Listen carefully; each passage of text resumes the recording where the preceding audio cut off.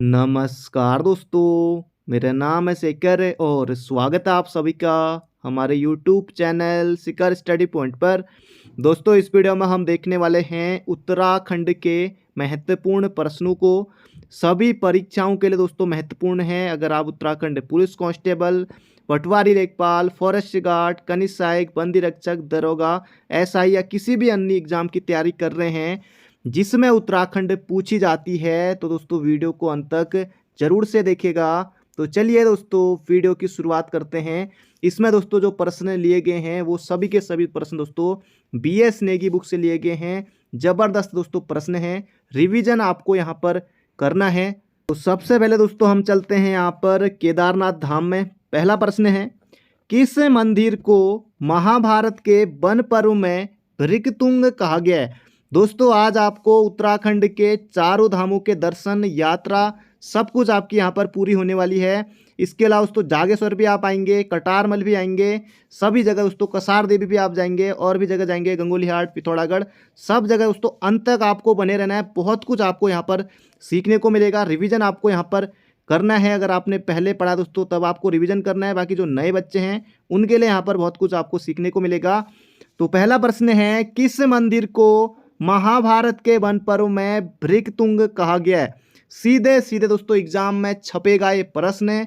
इसका सही उत्तर होगा यहाँ पर हमारा महाभारत के दोस्तों वन पर्व में केदारनाथ को कहा गया है भृगतुंग। ये आपको याद रखना है।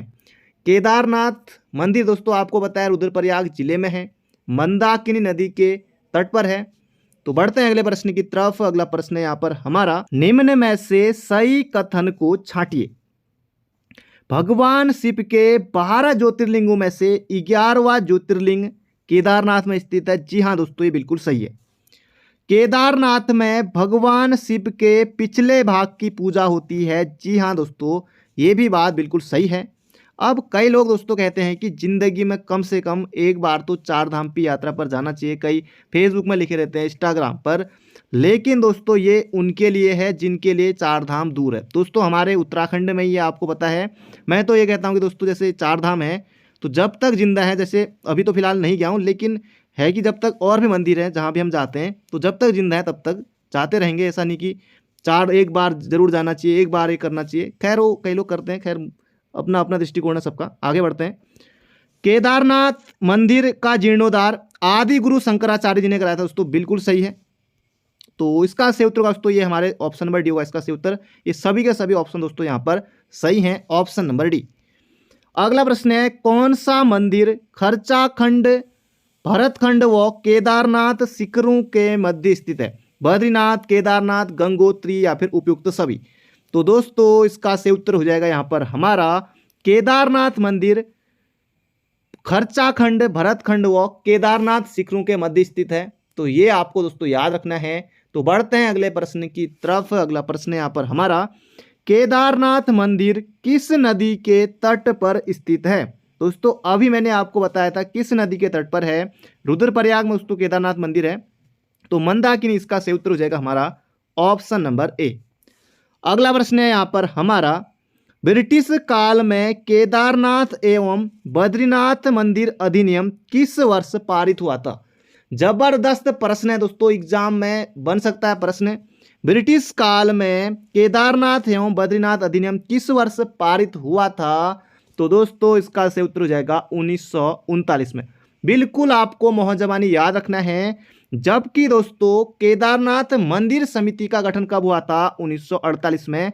केदारनाथ मंदिर समिति दोस्तों कब बनी थी? ये बनी थी 1948 में। और केदारनाथ बद्रीनाथ मंदिर अधिनियम दोस्तों ये कब का है? ये है 1939 का। तो दोनों प्रश्न आपको याद रखने हैं।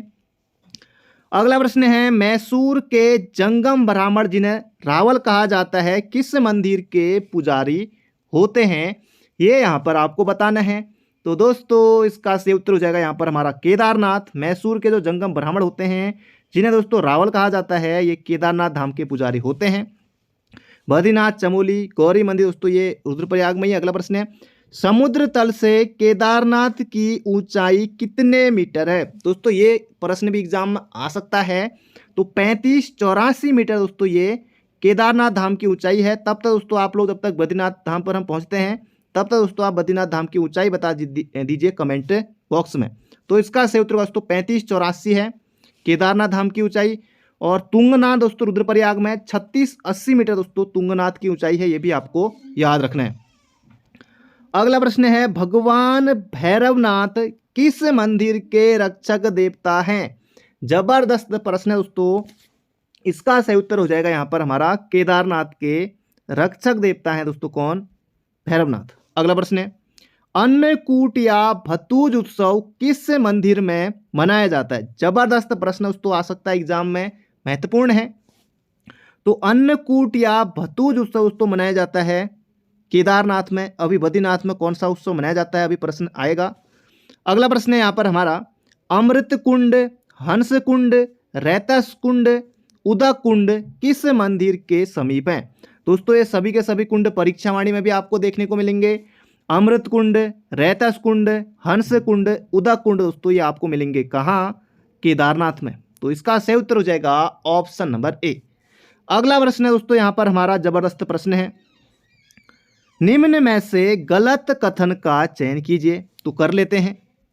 लाल पानी वाला रुधिर कुंड दोस्तों केदारनाथ मंदिर के समीप है। जी हाँ दोस्तों, बिल्कुल सही है। भैरव झाप शिला दोस्तों ये केदारनाथ में है, बिल्कुल सही है। अभी हमने देखा कि भगवान भैरवनाथ किस मंदिर के रक्षक देवता हैं? तो केदारनाथ के हैं। तो भैरव झाप शिला भी दोस्तों केदारनाथ में स्थित है, बिल्कुल सही बात है। आदि गुरु शंकराचार्य की समाधि केदारनाथ में है। यूकेपीएससी का फेवरेट प्रश्न है, कई बार ये प्रश्न आता है, तो याद रखिएगा केदारनाथ में, बिल्कुल सही है। गांधी सरोवर दोस्तों केदारनाथ के निकट है, ना कि बद्रीनाथ के निकट।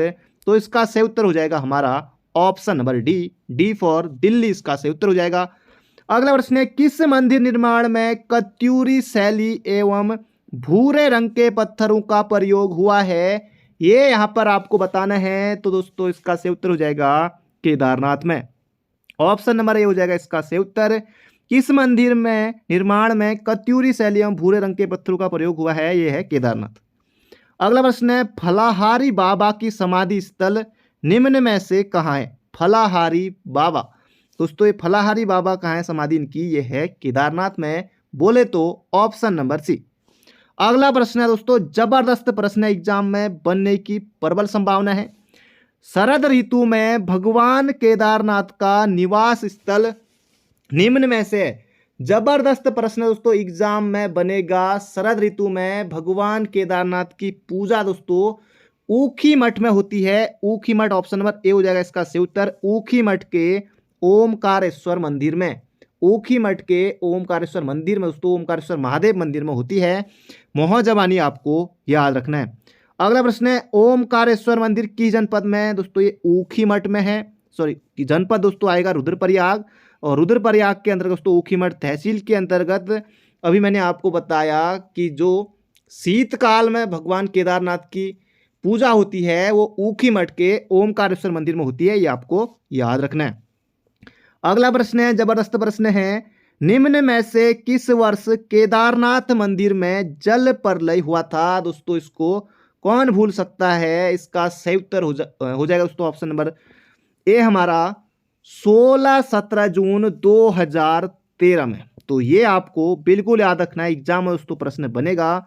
16-17 जून 2013 केदारनाथ में दोस्तों जल प्रलय उस समय हुआ था। तो ये आपको याद रखना, एग्जाम में छपने वाला प्रश्न है। अगला प्रश्न है, विशाल बद्रीनाथ किस जनपद में स्थित है? ये आपको यहाँ पर बताना है। तो दोस्तों इसका सही उत्तर हो जाएगा विशाल बद्रीनाथ दोस्तों चमोली। अब हम पहुंच गए हैं बद्रीनाथ धाम में, चमोली में दोस्तों अब हम पहुंच गए हैं। अगला प्रश्न है, कौन सा मंदिर शंकुधारी शैली से निर्मित है? तो इस तरह के प्रश्न दोस्तों एग्जाम में बनते हैं। बद्रीनाथ, केदारनाथ, यमुनोत्री या उपयुक्त सभी। तो दोस्तों इसका सही उत्तर हो जाएगा बद्रीनाथ मंदिर जो है हमारा शंकुधारी शैली में निर्मित है। तो मोहजबानी याद रखेगा। अगला प्रश्न है, किस मंदिर को पुराणों में योग सिद्धा, मुक्ति पर्दा, बद्रिकाश्रम, विशाला कहा गया? अब आयोग दोस्तों पूछेगा किस मंदिर को कहा गया है, जैसे मुक्ति पर्दा आ गया, योग सिद्ध आ गया, कोई इनमें से एक आ सकता है, बद्रिकाश्रम आ सकता है, कोई एक ही आ सकता है। दोस्तों ये कहा जाता है बद्रीनाथ को। ऑप्शन नंबर बी हो जाएगा इसका बिल्कुल सटीक उत्तर। अगला प्रश्न है दोस्तों यहाँ पर हमारा, सतयुग में बद्रीनाथ को मुक्ति पर्दा कहा गया है। जी हाँ, बिल्कुल सही है। अगला प्रश्न है, पद्मदेव नामक व्यक्ति ने बद्रीनाथ मंदिर के लिए भूमि दान दी थी। बिल्कुल दोस्तों सही बात है। 1 नंबर के लिए पूछा भी गया था कि किस व्यक्ति ने बद्रीनाथ मंदिर के लिए भूमि दान दी थी। दोस्तों इसका नाम है पद्मदेव। ये नाम आपको याद रखना है। अगला ऑप्शन है, बद्रीनाथ का पूर्ण भव्य मंदिर बनाने का श्रेय कत्यूरियों को जाता है। दोस्तों ये भी सही है। तो इसका सही उत्तर हो जाएगा ऑप्शन बड़ी। अगला प्रश्न है, किस मंदिर के पार्श्व में नर एवं नारायण नामक 2 पर्वत श्रेणियां स्थित हैं? ये आपको यहां पर बताना है। दोस्तों ये है बद्रीनाथ। ऑप्शन नंबर ए हो जाएगा इसका बिल्कुल बिल्कुल सही उत्तर। बद्रीनाथ दोस्तों चमोली में है, अलकनंदा नदी के दोस्तों बद्रीनाथ तट पर है। 31-33 मीटर दोस्तों बद्रीनाथ धाम की ऊंचाई है। ये भी आपको यहाँ पर याद रखना है। और जो यहाँ पर प्रश्न है कि जिसके पार्श्व में नर बोले तो दोस्तों अर्जुन और नारायण बोले तो विष्णु नामक दोस्तों 2 पर्वत श्रेणियां हैं। ये भी आपको याद रखना है। अगला प्रश्न है यहाँ पर हमारा, किस मंदिर के भीतर 15 मूर्तियां स्थापित की गई हैं?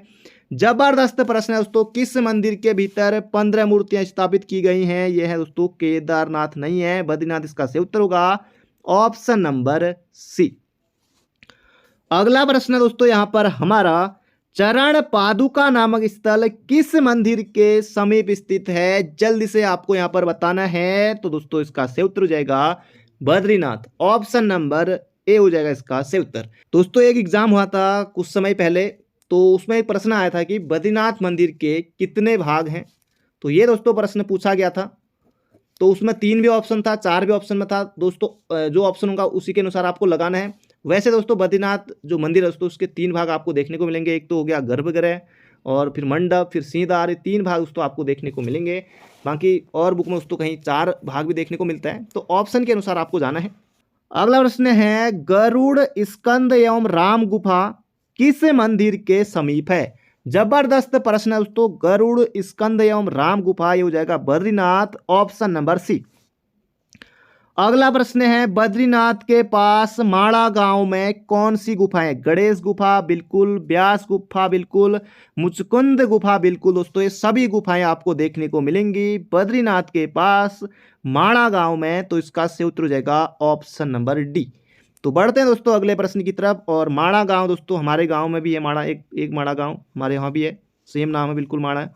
तो इसका सही उत्तर होगा दोस्तों। पर ये बद्रीनाथ वाला भारत की अंतिम दुकान दोस्तों वो देखने में बड़ा सही लगता है। कभी जाने का मौका मिलेगा तो जरूर से वहां जाऊंगा। आप सभी लोग जरूर से जाइएगा। अगला प्रश्न है, निम्न में दिए गए कथनों को पढ़कर सही कथन का चयन करें।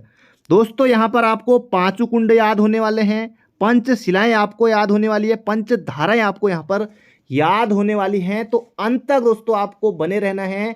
बाकी गुफाएं हम पढ़ चुके हैं, जैसे स्कंद गुफा, गरुड़ गुफा, राम गुफा दोस्तों गुफाएं हम पढ़ चुके हैं। अब यहाँ पर कुंड, धाराएं और शिलाएं ये बहुत ज़्यादा महत्वपूर्ण है और एक ही प्रश्न में यहाँ पर सभी आपको याद होने वाली है। तो स्नान हेतु दोस्तों 5 कुंड हैं। तप्त कुंड हो गया, नारद कुंड, मानुषी कुंड, त्रिकोण कुंड, सत्यपथ कुंड। दोस्तों ये सभी के सभी कुंड चमोली इसका दोस्तों ये बिल्कुल सही है। नरसिंह, नारद, गरुड़, बारहा, मार्कंडेय शिलाएं दोस्तों ये 5 शिलाएं हैं। ये सभी के सभी चमोली बिल्कुल सही है। अब दोस्तों यहाँ पर धाराएं हैं, पंचधाराएं, कुर्मु धारा, इंदु धारा, भृगु धारा, उर्वशी धारा और प्रहलाद धारा। तो ये सभी दोस्तों आपको यहाँ पर याद रखना है। इसका सही उत्तर ऑप्शन बड़ी है। सभी दोस्तों यहाँ पर सही हैं। इन्हें जरूर से याद रख लीजिएगा। कौन इसमें से पंचकुंड में शामिल नहीं है? एक धारा डाल दी वहाँ पर ऑप्शन में, या एक कोई दोस्तों शिला डाल दी। तो इस तरह से दोस्तों प्रश्न बन सकता है। तो इन्हें जरूर से आप देख लीजिएगा। अगला प्रश्न है, 18वीं शताब्दी में रानी अहिल्याबाई होलकर द्वारा किस मंदिर का पुनर्निर्माण किया गया? तो ये यहाँ पर आपको बताना है 18वीं शताब्दी में। तो दोस्तों इसका सही उत्तर हो जाएगा ऑप्शन नंबर सी हमारा बद्रीनाथ। तो ये आपको याद रखना है। जबरदस्त प्रश्न है। बढ़ते हैं अगले प्रश्न की तरफ। अगला प्रश्न है, किस मंदिर की पूजा के लिए केरल से अर्चक नारियल, सुपारी एवं कर्नाटक से चंदन आता है? दोस्तों ये मंदिर है अपना बद्रीनाथ। तो ये आपको याद रखना है। ऑप्शन नंबर सी हो जाएगा इसका बिल्कुल बिल्कुल सटीक उत्तर। अगला प्रश्न है, नरसिंह मंदिर में किस भगवान की पूजा की जाती है? दोस्तों नरसिंह भगवान विष्णु इसका सही उत्तर हो जाएगा ऑप्शन नंबर ए बिल्कुल आपको मोहजबानी याद रखना है। अगला प्रश्न है, निम्न में दिए गए कथनों को पढ़कर उचित कथन का चयन करें। तो कर लेते हैं।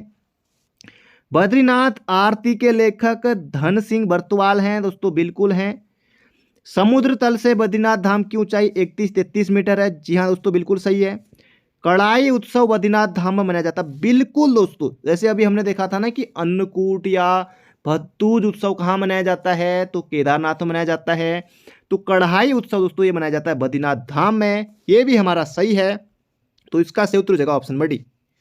अगला प्रश्न है, सिंह द्वार, मंडप एवं गर्भगृह किस मंदिर के भाग हैं? दोस्तों ये बद्रीनाथ मंदिर के भाग हैं। 3 भाग दोस्तों यहाँ पर आपको देखने को मिलेंगे। अगला प्रश्न है, ब्रह्म कपाली स्थान जहां पितरों को पिंड अर्पित करते हैं निम्न में से कहाँ स्थित है? दोस्तों ये आपको यहाँ पर बताना है। तो दोस्तों ये है बद्रीनाथ में, ऑप्शन नंबर बी। अगला प्रश्न है, निम्न में से मंदिर का सबसे पुराना भाग कौन सा है? दोस्तों सबसे पहले कहाँ? ये होगा गर्भगृह। बिल्कुल आसान है, अगर आपने नहीं भी पढ़ा है तब भी आप टिक कर सकते हैं। सबसे पुराना भाग दोस्तों ये होगा गर्भगृह।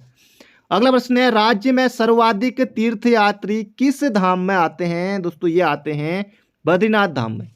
ऑप्शन नंबर ए हो जाएगा इसका बिल्कुल सटीक उत्तर। बद्रीनाथ धाम में दोस्तों सर्वाधिक तीर्थयात्री आते हैं। अगला प्रश्न है, गंगा, लक्ष्मी, पार्वती एवं अन्नपूर्णा देवी की मूर्तियां किस मंदिर में स्थापित की गई हैं? दोस्तों ये गंगोत्री में की गई है। गंगा यहाँ पर आ गया तो गंगोत्री। पहले दोस्तों हम सबसे पहले केदारनाथ धाम गए थे, बद्रीनाथ। अब दोस्तों हम गंगोत्री, इसके बाद हम जाएंगे यमुनोत्री। लेकिन दोस्तों ये तो क्रम हमारा सही नहीं है। अब दोस्तों आपको कमेंट बॉक्स में बताना है जो आने वाले समय में केदारनाथ धाम जाना चाहते हैं। तो दोस्तों आप कमेंट बॉक्स में जरूर से बताएगा कि इन चारों धामों की यात्राओं का सही क्रम क्या है। सबसे पहले दोस्तों आपको 4 धाम यात्रा करनी है। सबसे पहले दोस्तों आप किस धाम में जाएंगे वो आप दोस्तों क्रम आपको कमेंट बॉक्स में बताना है। सभी बताएगा कमेंट बॉक्स में। तो बढ़ते हैं अगले प्रश्न की तरफ दोस्तों। ये हम क्योंकि आगे पीछे चल रहे हैं, ये आपको बुक में मिल जाएगा, सब कुछ है, आपने पढ़ा भी होगा। तो कमेंट बॉक्स में आपको जरूर से बताना है, 18वीं शताब्दी में किस मंदिर का निर्माण गोरखा सेनापति अमर सिंह थापा ने कराया था? तो दोस्तों ये कराया था, इसका सही उत्तर हो जाएगा ऑप्शन नंबर सी, गंगोत्री मंदिर का। गंगोत्री मंदिर का निर्माण दोस्तों अमर सिंह थापा ने कराया था, बिल्कुल याद रखिएगा। अगला प्रश्न है, निम्न में से कौन सा मंदिर पैगोडा शैली में निर्मित है? तो इसका सही उत्तर हो जाएगा दोस्तों गंगोत्री मंदिर। बिल्कुल आसान है, आपको याद रखना है।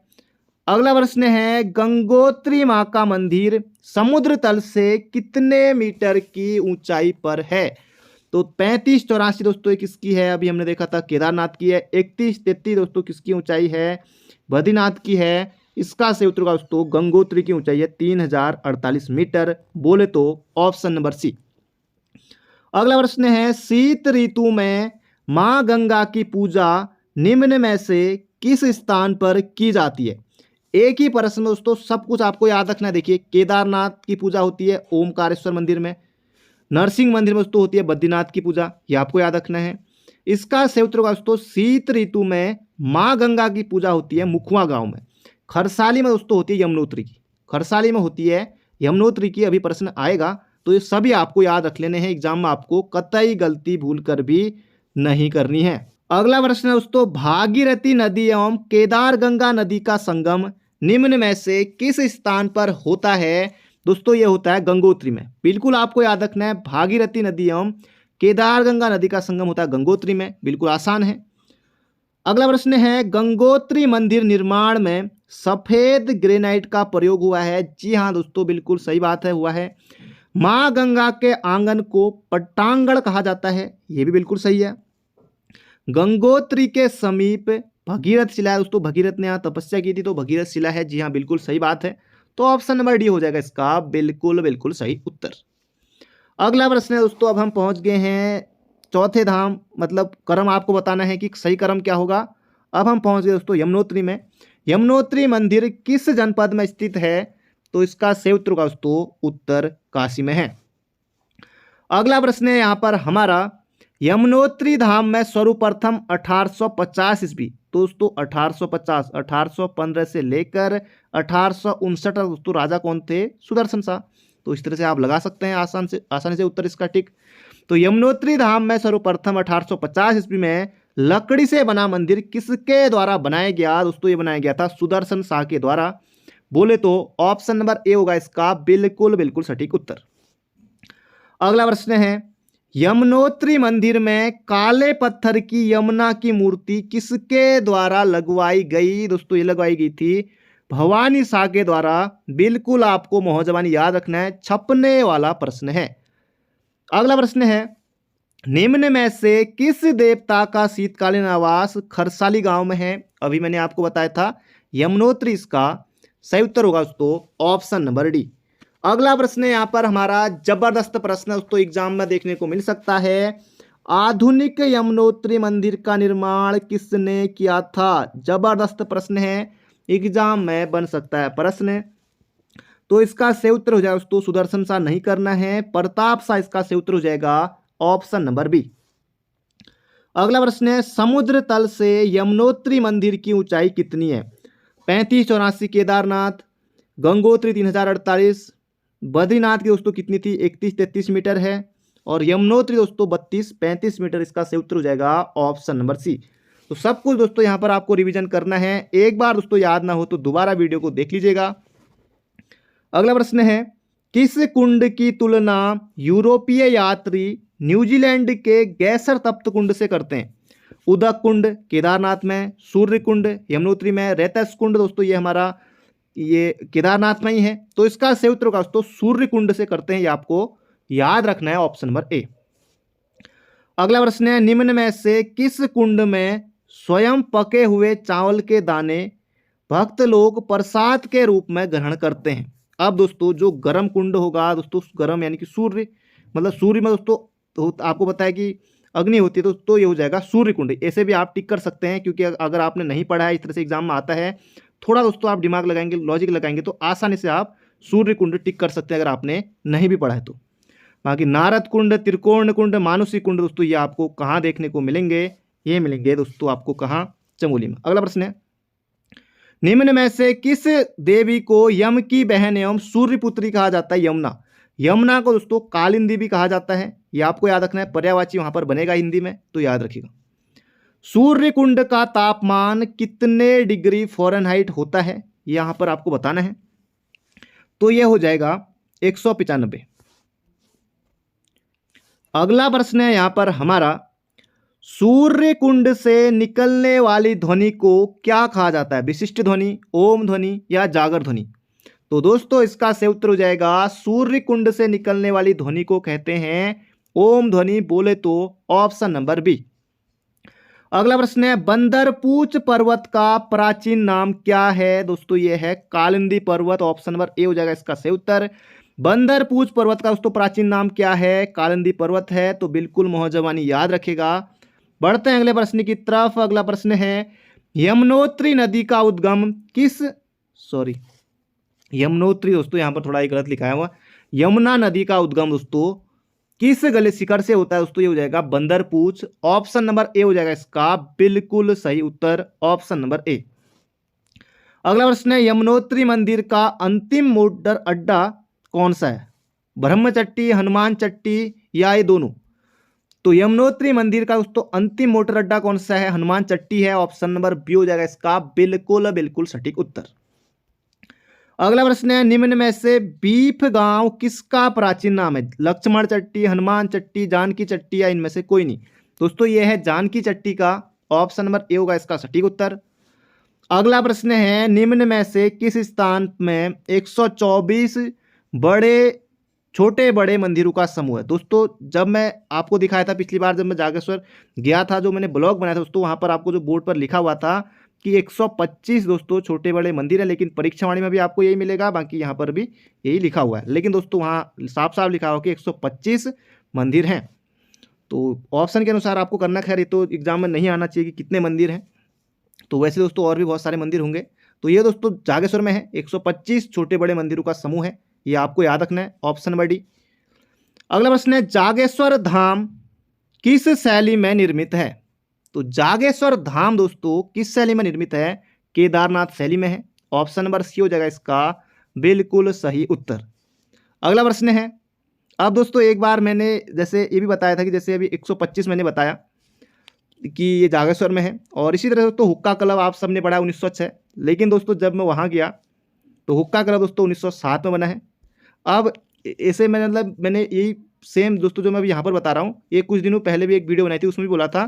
तो ये फिर एक कमेंट आया था, वो देहरादून के थे, वो कह रहे हैं कि अब तुम वहाँ जाकर बता दो वहाँ क्या लिखा हुआ है, कब बना हुआ है। अब दोस्तों खैर मतलब ऐसे तो जाना मुश्किल है मेरे लिए भी, तो बाकी जो बुक में लिखा हुआ वही पढ़िए, बाकी एग्जाम में जो आता है उसी अनुसार आपको करना है। अब ऐसे मैं जाऊंगा तो फिर वहाँ 125 है, यहाँ पर 125 होना चाहिए, कौन कह रहा है भाई, नया इतिहासकार आया है। अब दोस्तों 1907 में जैसे हुक्का क्लब बना है। अब दोस्तों खैर ये नहीं, ऐसा कुछ नहीं। लेकिन दोस्तों जब मैं वहाँ गया था तो ये मैं आपको हकीकत बात बता रहा हूँ, क्योंकि यहीं अल्मोड़ा में आपको बताया आसपास ये नदी है। अगला प्रश्न है, जागेश्वर धाम किस शैली में निर्मित है? दोस्तों हो गया था, केदारनाथ हो जाएगा इसका सही उत्तर। अगला प्रश्न है, निम्न में से किस नदी के किनारे जागेश्वर धाम स्थित है? दोस्तों ये है जटागंगा नदी दोस्तों यहाँ पर बहती है, एक छोटी सी नदी है, जटागंगा इसका नाम है, ये आपको याद रखना है, जागेश्वर धाम के किनारे। बाकी पिंडर रामगंगा अलग दोस्तों बहुत दूर होगी, बहुत दूर। अगला प्रश्न है, निम्न में से राज्य का सबसे बड़ा मंदिर समूह है? दोस्तों ये है जागेश्वर मंदिर समूह। बिल्कुल आसान है, आप आसानी से दोस्तों उत्तर टिक कर सकते हैं, क्योंकि 125 छोटे बड़े मंदिरों का समूह है। अगला प्रश्न है, जागेश्वर मंदिर समूह का निर्माण किसने कराया था? दोस्तों ये कराया था कत्यूरी राजा शालिवाहन देव ने। ऑप्शन नंबर ए हो जाएगा इसका हमारा बिल्कुल बिल्कुल सटीक उत्तर। बसंत देव दोस्तों कत्यूरी शासक था। कटारमल दोस्तों अभी आएगा प्रश्न। अगला प्रश्न है, जागेश्वर के पुरातत्व पर शोध ग्रंथ किनके द्वारा लिखा गया? ये आपको यहाँ पर बताना है। जागेश्वर के पुरातत्व पर शोध ग्रंथ दोस्तों ये लिखा गया महेश्वर प्रसाद जोशी, बोले तो MP जोशी। दोस्तों याद आया, लाखों गुफा वाले यही हैं, तो इसका सही उत्तर हो जाएगा ऑप्शन नंबर सी। अगला प्रश्न है, जागेश्वर मंदिर कमेटी गठित हुई, तो दोस्तों ये कब बनी थी? जागेश्वर मंदिर कमेटी ये बनी थी 1914 में, तो 1914 में ही दोस्तों बन गई थी, देखिए 1914 में, तो ये आपको याद रखना है। अगला प्रश्न है, मृत्युंजय मंदिर किस धाम का सबसे प्राचीन मंदिर है? दोस्तों यह है जागेश्वर धाम का, उत्तराखंड का 5वां धाम जागेश्वर धाम, तो ये हो जाएगा यहाँ पर हमारा दोस्तों ऑप्शन नंबर सी।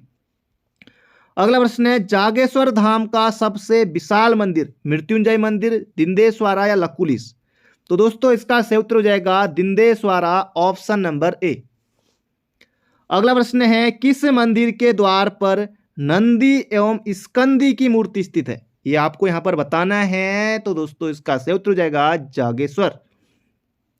अगला प्रश्न है, जाट गंगा एवं दूत गंगा के संगम पर कौन सा मंदिर है? दोस्तों ये हो जाएगा दंडेश्वर, लकुलिश या फिर इनमें से कोई नहीं। दोस्तों ये दंडेश्वर हो जाएगा। दंडेश्वर मंदिर दोस्तों जागेश्वर धाम अगर आप जाएंगे उससे पीछे दोस्तों पड़ता है, लगभग 1.5 किलोमीटर पीछे। जब आप उसी रोड से जाएंगे जो जागेश्वर का मुख्य मंदिर है, तो वहीं पर दोस्तों आपको देखने को मिला दंडेश्वर मंदिर, ये हो जाएगा ऑप्शन नंबर ए।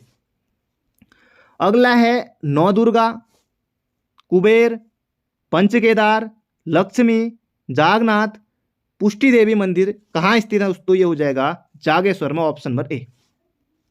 अगला प्रश्न है, हिमालय की द्वारिका द्वाराहाट स्थित है, तो द्वाराहाट दोस्तों अल्मोड़ा में है। अगला प्रश्न है, निम्न में से मंदिरों की नगरी, दोस्तों ये कहा जाता है द्वाराहाट को मंदिरों की नगरी, कुमाऊं का खजुराहो दोस्तों ये कहा जाता है द्वाराहाट को।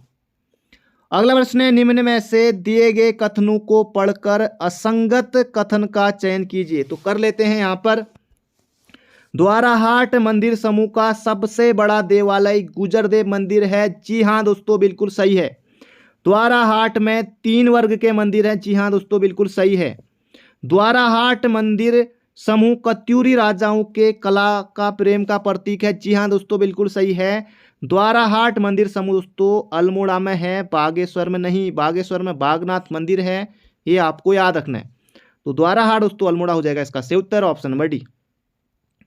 अगला प्रश्न है, कचहरी मंदिर समूह, रतनदेव मंदिर समूह, मनियान मंदिर समूह किस जिले में है? दोस्तों ये है द्वाराहाट में है, अल्मोड़ा जनपद में आएगा, तो इसका सही उत्तर हो जाएगा ऑप्शन नंबर बी। अगला प्रश्न है, किस मंदिर की मुख्य प्रतिमा बड़ादित्य, ढा लिखा है दोस्तों, बड़ादित्य सूर्य की है? दोस्तों ये हो जाएगा कटारमल सूर्य मंदिर, ऑप्शन नंबर ए हो जाएगा इसका सही उत्तर, तो ये आपको याद रखना है।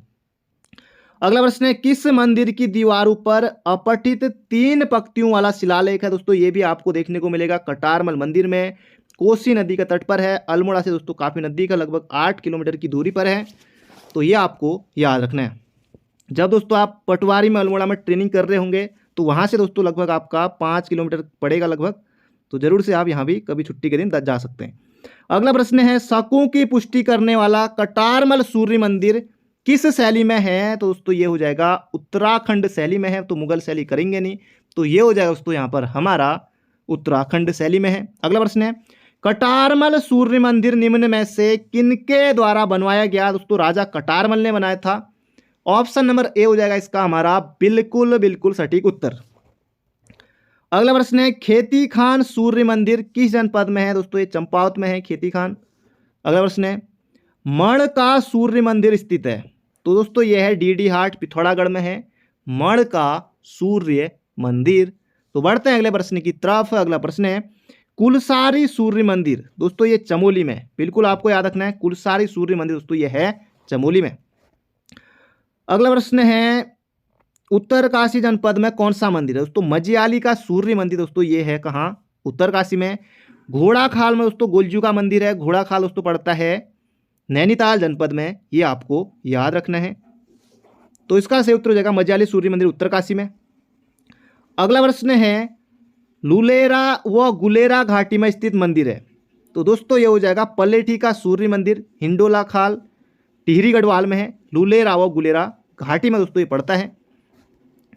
अगला प्रश्न है, फासड़ा शैली में निर्मित मंदिर है? दोस्तों ये पलेठी का सूर्य मंदिर है।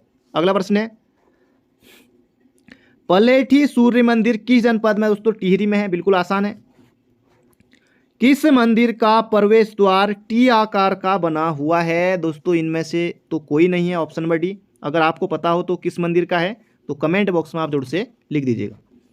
अगला प्रश्न है, किस देवता को परमोच्च न्यायालय कहा जाता है? दोस्तों घंटियों वाला मंदिर भी कहा जाता है। घंटियाँ दोस्तों आपको देखने को वहाँ पर मिलेंगी, चिट्टियाँ ही चिट्टियाँ दोस्तों आपको वहाँ पर देखने को मिलेंगी। यह है दोस्तों गोलू देवता मंदिर, चितई गोलू देवता मंदिर, बोलो गोलू देवता की जय। तो इसका सही उत्तर हो जाएगा ऑप्शन नंबर सी। अगला प्रश्न है, घंटियों वाला मंदिर दोस्तों ये हो जाएगा गोलू देवता, चितई गोलू देवता अल्मोड़ा में है। अगला प्रश्न है, गढ़वाल में गोरिल देवता को किस नाम से जाना जाता है? दोस्तों ये जाना जाता है गोलू देवता को, ऑप्शन नंबर ए होगा इसका बिल्कुल सटीक उत्तर। अगला प्रश्न है, गोलू देवता को किस भगवान के रूप में पूजा जाता है? हनुमान, विष्णु, चंद्रबदनी या शिव भैरव? तो दोस्तों ये हो जाएगा Shiva Bhairav, option number D. Golu देवता के पिताजी का नाम क्या था? दोस्तों ये था झालूराई, तो ऑप्शन नंबर ए हो जाएगा इसका सही उत्तर। अगला प्रश्न है, कौन सा गुफा मंदिर कश्यप पहाड़ी पर अल्मोड़ा जनपद में स्थित है? दोस्तों अब हम पहुंच गए हैं अल्मोड़ा में, कश्यप पहाड़ी पर हमें जाना है। नंदा देवी दोस्तों नहीं, गोलू देवता तो नहीं, इसका सही उत्तर हो जाएगा कसार देवी मंदिर अल्मोड़ा में, ऑप्शन नंबर बी। अगला प्रश्न है, कसार देवी में सन 1960-70 में कौन सा आंदोलन चलाया गया था? अब देखिए, चिपको आंदोलन 1974 में चमोली में, रवाई आंदोलन दोस्तों उत्तरकाशी में, ये भी नहीं होगा, ये होगा हिप्पी आंदोलन दोस्तों चला था। अगला प्रश्न है, स्वामी विवेकानंद जी किस वर्ष कसार देवी में आए थे? दोस्तों ये आए थे 1890 में, बिल्कुल आपको याद रखना है, छपने वाला प्रश्न है। स्वामी विवेकानंद कसार देवी में कब आए थे? तो 1890 में आए थे। तो पटवारी की ट्रेनिंग के दौरान दोस्तों अल्मोड़ा में जब आप आएंगे तो यहाँ भी आप जरूर से जा सकते हैं। 8 किलोमीटर की मात्र दोस्तों वहाँ से दूरी आपकी पड़ेगी, आराम से आप भी ध्यान लगा सकते हैं यहाँ। अगला प्रश्न है, माँ कात्यायनी की पूजा निम्न में से किस मंदिर में की जाती है? दोस्तों ये की जाती है कसार देवी अल्मोड़ा में। अगला प्रश्न है, कसार देवी की गुफाओं में कितने नर्तकों का चित्रण प्राप्त हुआ है? ये यहाँ पर आपको बताना है 13, 14, 15 या 16। तो दोस्तों इसका सही उत्तर हो जाएगा 16, ऑप्शन नंबर डी। अगला प्रश्न है, निम्न में से क्रैंक रिज के लिए कौन सा मंदिर प्रसिद्ध है? गंगोत्री, कसार देवी, नंदा देवी या गोलू देवता? तो ये आपको बताना दोस्तों, ये हमारा आखिरी प्रश्न है, इसका सही उत्तर आप बताइएगा कमेंट बॉक्स में। साथ ही एक प्रश्न और आपको बताना है कि चारों धामों की जो यात्रा दोस्तों होती है, चारों धामों की जो यात्रा होती है उनका सही क्रम क्या है? सबसे पहले हम कहाँ दर्शन करेंगे, उसके बाद दूसरे नंबर पर कहाँ जाएंगे, तीसरे में कहाँ जाएंगे, फिर चौथे नंबर पर अंत में कहाँ जाएंगे? दोस्तों अंत में दोस्तों बद्रीनाथ करते हैं, लेकिन पहले से आपको क्रम बताना है कि किस तरह से दोस्तों हमारी चार धाम की यात्रा शुरू होती है। तो ये थे हमारे महत्वपूर्ण प्रश्न। बाकी मिलेंगे बहुत जल्दी एक नई वीडियो में। Thank you friend, thank you so much. अपना ध्यान रखिए, स्वस्थ रहिए, मस्त रहिए, हंसते रहिए, मुस्कुराते रहिए और पढ़ते रहिए।